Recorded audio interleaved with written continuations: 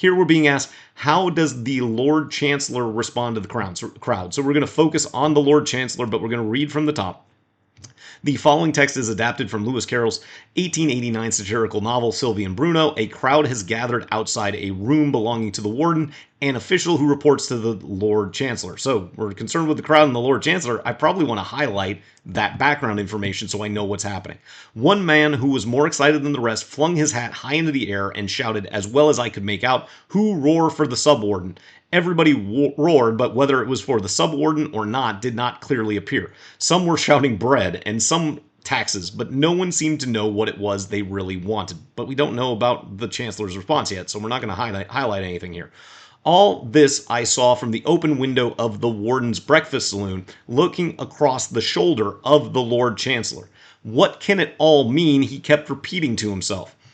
I never heard such shouting before, and at this time of the morning too, and with such unanimity.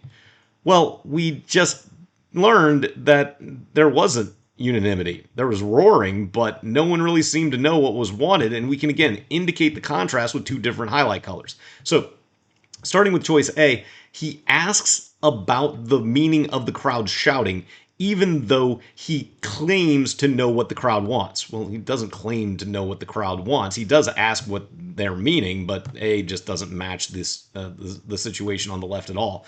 Choice B, he indicates a desire to speak to the crowd. No, he doesn't say he wants to speak to them. So as soon as I find that, I can eliminate choice B. You probably do want to read everything, but remember, time's going to be of the essence in one of these harder reading and writing modules. Then choice C, he expresses sympathy for the crowd's demands, even though the crowd's shouting annoys him. We don't know that the crowd shouting annoys him, so C we can eliminate as being extreme. He describes the crowd as being united. Well, that's what unanimity means. Even though the crowd clearly appears otherwise, well, that's the stuff in pink. So D definitely matches. If you don't know what unanimity means, you probably want to pick D anyway, because at least we're talking about united, and we know they weren't in the pink.